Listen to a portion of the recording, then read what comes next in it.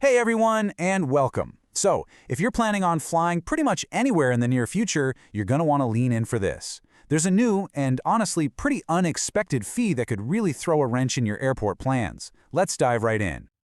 Now really, I'm asking you, take a second and think about what's in your wallet right now. Is your driver's license, ready for your next flight? Because if it's not the right kind, it's actually going to cost you. And there's the number. $45. That's the price tag the TSA is attaching to a whole new process for anyone who shows up to security without the right identification. So yeah, let's break down this new airport hurdle, because we're not just talking about a fee here. We're also talking about some serious potential delays that could be the difference between making your flight and, well, not making it. Okay, so you're going to want to circle February 1st, 2026 on your calendar, because starting that day, if you're over 18 and your ID isn't what's called Real ID compliant, you're going to face a brand new and, costly process at security. This isn't a maybe, it's the real deal. So what in the world is this new process? It's got a name, and that name is TSA Confirm ID. Let's get into what this system actually is, and more importantly, how it works. Think of TSA Confirm ID as a paid last-ditch effort. It's basically an alternative identification process for people who show up without a compliant ID, or maybe they forgot their ID altogether. Now, the most important word on this slide is right there in the middle, attempt. It's a backup plan, sure, but as you're about to see, it is a plan with absolutely zero guarantees. So, how does this all go down if you find yourself in this jam? Well, first, you have to get online, right there at the airport, and find the Confirm ID portal. Then you fork over that $45. After that, you show your receipt to a TSA officer. And finally, you get pulled aside for extra screening and verification. And this right here is the other cost, your time. The TSA figures it'll take about 10 to 15 minutes on average. But look at that second bar. It could easily stretch to half an hour, maybe even longer. That is a massive risk to take when you can hear your flight boarding. And this is the real kicker. It's a direct quote from the portal itself. There is absolutely no guarantee they can verify who you are, even after you've paid the $45. You could pay the fee, wait forever, and still get turned away from security. I know this all might seem like it came out of nowhere, but the foundation for this fee was actually laid down years and years ago. To really get why this is happening now, we need to talk about something called the Real ID Act. I mean, look at this. This whole journey started way back in 2005.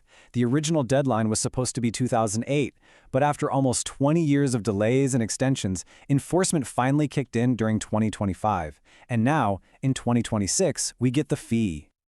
So the whole point of the Real ID Act was just to create a set of minimum security standards for all state-issued IDs. And the easiest way to know if you're good to go? Just look for this little star on your license. It could be gold, black, or even a little cutout. Now you might be thinking, well, does this really affect that many people? And it's a good question.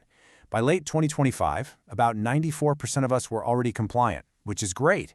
But that other 6%, well, that's still millions of travelers who are going to face this fee if they don't get their IDs sorted out. Okay, that's enough about the problem. Let's talk about the solution. This is the part you really need to hear. How to make sure you never have to pay this fee and your travel day stays nice and smooth. I mean, it really just boils down to this, right? You have two paths. The no-fee path, where you show a real ID or some other accepted ID and sail on through. Or the $45 fee path, where you're out some cash, you're waiting around, and you're stressing the whole time. The choice seems pretty clear. So here you go. These are your two best, totally fee-free options. The easiest for most people is just to get a real ID from your local DMV, but you can also just use a different form of ID that the TSA already accepts. And chances are you might already have one of these, a U.S. passport or a passport card. They work perfectly. Part of Global Entry or another trusted traveler program, your card is your ID. Same for military IDs and permanent resident cards. The trick is just knowing you have them and remembering to bring them with you. All right, let's wrap this all up with the most critical takeaways. Here are the last few tips, the stuff you really need to know before you go. And here's one more little detail. If you do get stuck paying that $45 fee, you got to remember this number, 10. Your payment is only good for a 10-day travel window. So if you fly again on day 11, guess what? You're paying that fee all over again. It is definitely not a permanent solution.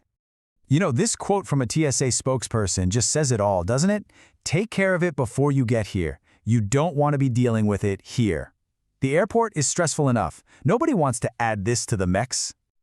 When you get right down to it, this is the whole point. The TSA's main goal is security, and they see the Real ID as the way to create one single, secure standard for everyone. This new fee is pretty much their biggest and most direct push yet to get every single traveler on the same page. And that brings us right back to where we started.